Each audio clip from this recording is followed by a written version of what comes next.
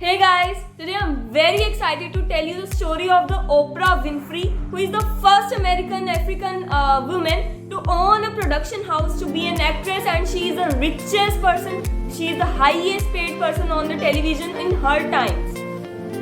You know, you have your own network, you had this amazingly successful show for 25 years, you've been in movies, you are one of the most important philanthropists of our time.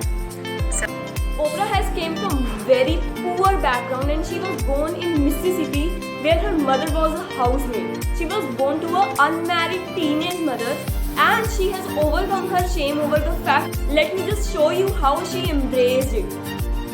First of all, for me, my father and mother never married. They had sex one time underneath an oak tree because she was wearing a poodle skirt in 1953. And my dad, to this day, says, I want to know what's under that skirt. That's what I want to know.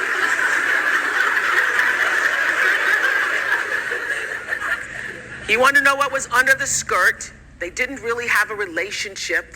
She wanted one, but, you know, he went under the skirt and then that was it. And one time under the oak tree, bam, Renaissance. woman is born. It happened there. Oprah spent 6 years of her life with the maternal grandmother and they were so poor that she used to wear the potato sacks as a dress. Yes, that is right, according to the Wikipedia. And they were also poor that all the children used to make fun of her. But despite this fact, her grandmother taught her to read before she was 3. In fact, she was called the preacher in the Bible because she could recite the verses of the Bible so well. And in fact, when she was placed into the kindergarten, she got herself promoted into the first grade because of her disability. In fact, she wrote a very interesting letter to her teacher, and here it goes how she wrote the letter and what was there in the letter. Everybody knows my story as a poor Negro child growing up in apartheid Mississippi. And if it were not for education and being born at the right time, because I was literally born in the year of desegregation, 5 years before, 3 years before, 2 years before, nobody would have even had the hope that my life could have been any different. So because I was born at that time and literally moved out of Mississippi by the time I was in my first classroom. I was in kindergarten, wrote my kindergarten teacher a letter. Miss New, I said, dear Miss New, I do not belong here. Because I know a lot of big words. And then I wrote every big word I knew. Elephant,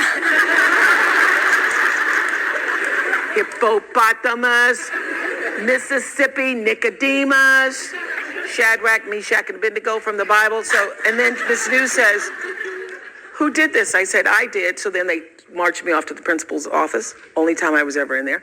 Principal's office. Principal made me sit and write those words again. And I got myself out of kindergarten into first grade. Oh my God. First grade, skipped second grade, hello her. The Renaissance began. Yeah.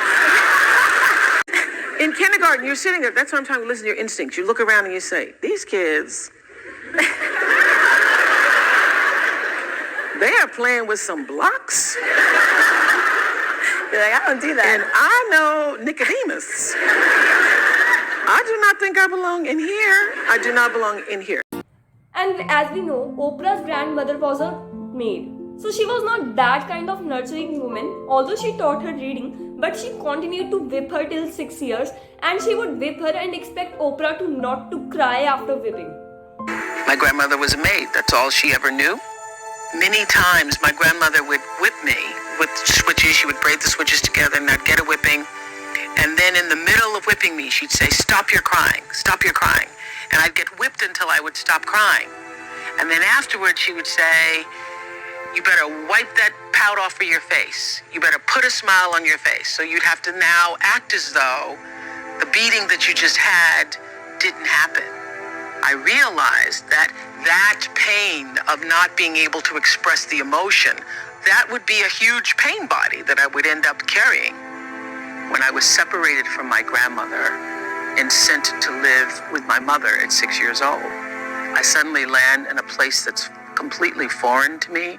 I don't know anybody. I don't really even know my mother. I walked into that space feeling completely alone and abandoned with no explanation of why I was being sent away.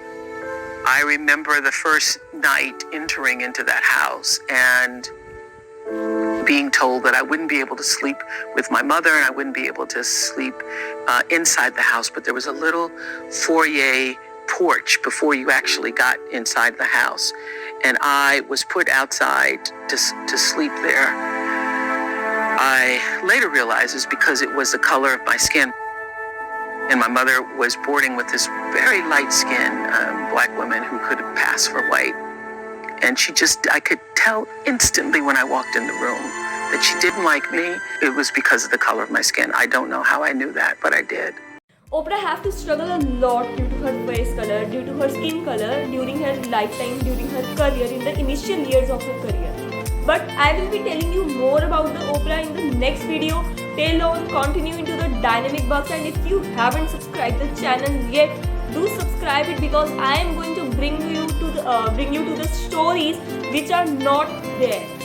You just see the bright side of the picture, but you are not seeing the struggle side of the picture. So I am here to bring you out that for you, so that you can take 100% responsibility of your life.